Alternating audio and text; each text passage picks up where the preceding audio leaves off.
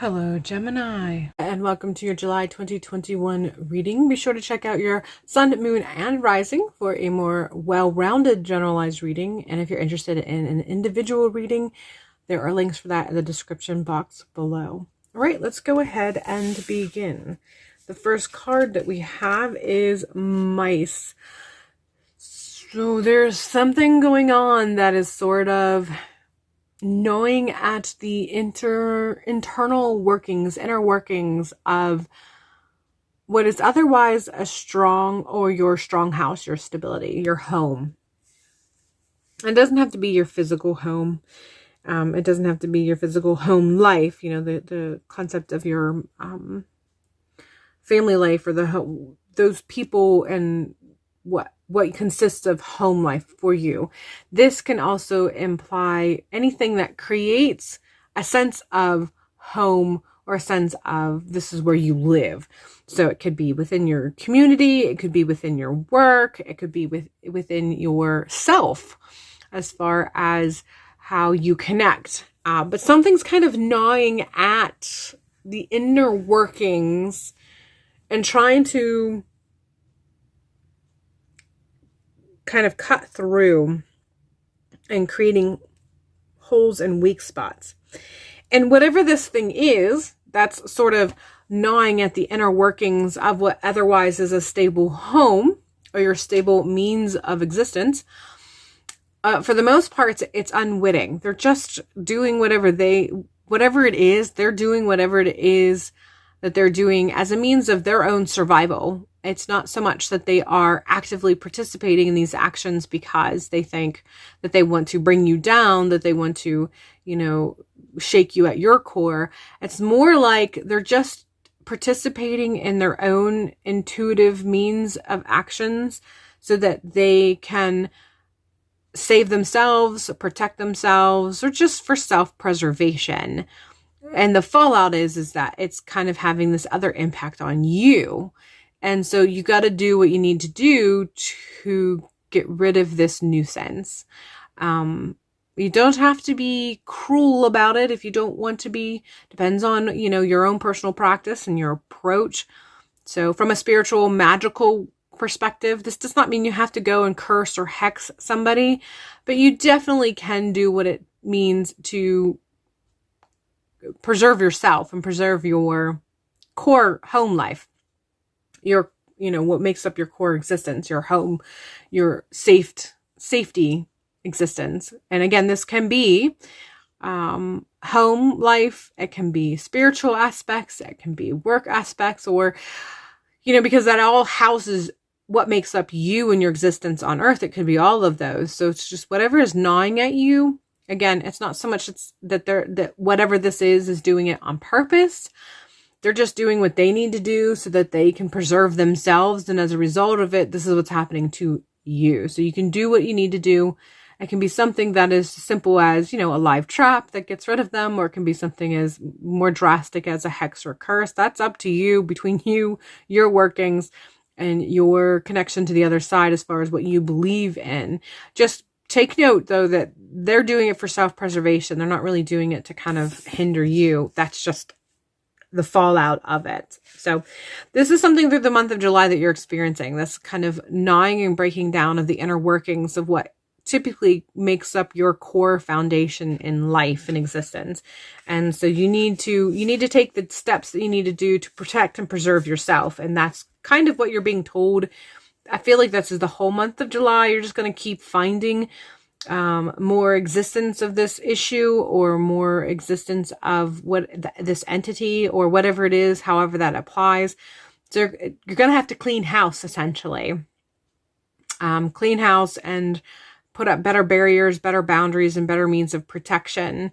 And this is something that you're just going to, as you clean house, you'll find more, and you just have to increase your boundaries and protective services, however that applies as you move through the month of July. But I do feel like that as you get towards the end of the month of July, you'll also kind of get towards the end of this issue, this infestation, for lack of a better word. You'll be able to get to the end of this infestation. So Definitely an overall, it doesn't have to be your main focus, but it's definitely something that you are going to be doing on a regular basis. It's something that you're going to have to feed and nurture on a fairly, I don't want to say daily, but close to daily basis. You're not going to want to allow there to be too much time span from one cleanup to the next cleanup, if that makes sense. We have, following with that, this gossip dims your glow. This is, and I'm being told, don't talk about what you're doing. Keep this private. Keep this to yourself. There are a lot of things that we do as far as magic working is concerned, or spiritual working is concerned. A lot of its power is rooted in our silence.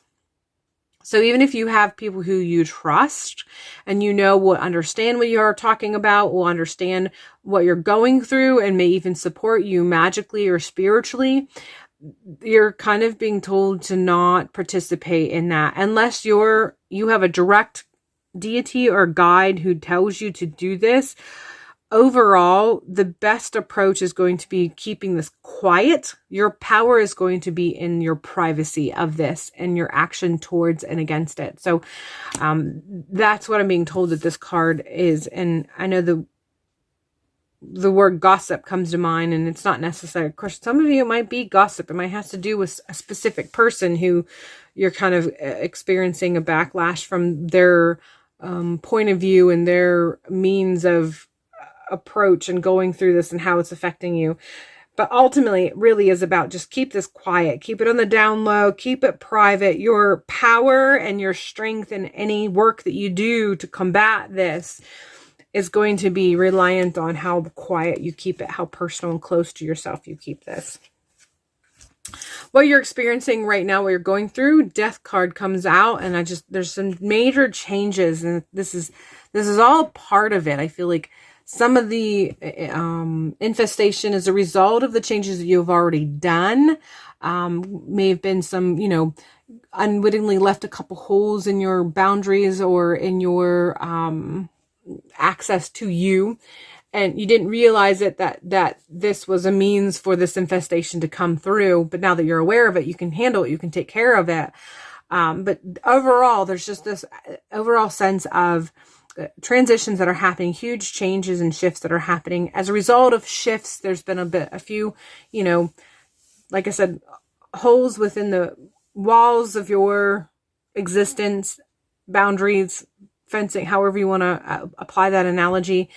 You just need to address this. And while you're still feeding the changes that you're going through, while you're still nurturing this shift that you're experiencing, I'm being shown as an analogy, kind of like if you renovated your house and you might tear down part of a wall or, maybe a closet, or maybe you're fixing something, a sink in the bathroom or sink in the kitchen. And as a result of it, tearing all of that out, and the piping has been torn out and what have you, there's these little holes now that things can come in. And normally it's not that big of a deal, but because you're going through this process of renovation, there's an access point for external things to come inside.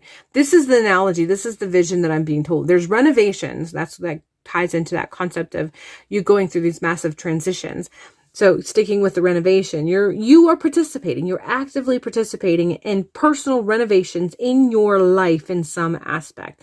And the process of doing this, tearing down things and stripping out what isn't necessary, or just getting rid of the old so that you can make way for the new, you have unwittingly opened access points for things that were outside to come inside. And you just have to clean it up, seal those holes. And while you're doing that, continue with the renovations, because you don't want to stop the renovation completely. You just want to handle this as part of the renovating process. Okay, so that's the Death card. That's what that's representing for you. What you want to focus on, we have the Ten of Pentacles, and it really is pushing in that concept of what you are working towards is taking you to a means of abundance. It's taking you to a point where you are going to not just feel secure, but it's going to be more than just that baseline security. A good example of this would be You have the amount that you have to make every month to pay all your bills. That would be your baseline. Like, you can pay all your bills, but there's no frills, there's no joys, there's no extras. You pay your bills and then you make it to the next week. And then there's the aspect of you're making enough to meet your baseline, and then you have that extra. You're working towards that concept. You're working towards where you can meet your baseline outflow of money and also have a little extra to enjoy. And it's not just a little, it's a little extra more than you're used to. So, that's the difference between being able to buy that cup of coffee every month to being able to go out for dinner twice a week, every week. So the abundance is a little bit more than just a little. Like, you're working towards this whole process that you're focusing on, and why you need to continue focus on, and what is a means of encouragement for you through this reading is to remind you that the whole point of all of this, the whole point of this process, even when it's tiresome and tedious, the whole point of this is that you're working towards getting to where you're not just meeting your baseline needs with a little extra, you're meeting your baseline needs with a lot extra. That's the whole point and purpose. That's what you're working for. That's what you need to focus on as you move through this month. So what do you not want to focus on? Two of Cups, connection. So I feel like this is saying that there's some of you who, in the mix of all of this, there is a connection with someone that's there's an emotional connection. For some of you, it just is people, extroverted connection with people. And for some of you, for a lot of you, it is a potential romance. And you're just being told right now, there's nothing wrong with connecting with people. We're, as humans, we like having people that we can connect and trust and rely on. That's not what this is talking about. This is talking about taking your energy from this focus to cultivate this. That's not the time for that. So if you're feeling a little something with somebody and you're kind of thinking about, I'd like to take that to the next level, I'd like to deepen that, you're being told, hold off on that right now. Just this is your focus. You don't want to take your energy from this personal renovation that you're going through. You don't want to take your energy and attention and focus away from this focus on creating a life of more abundance, more security, and more abundance.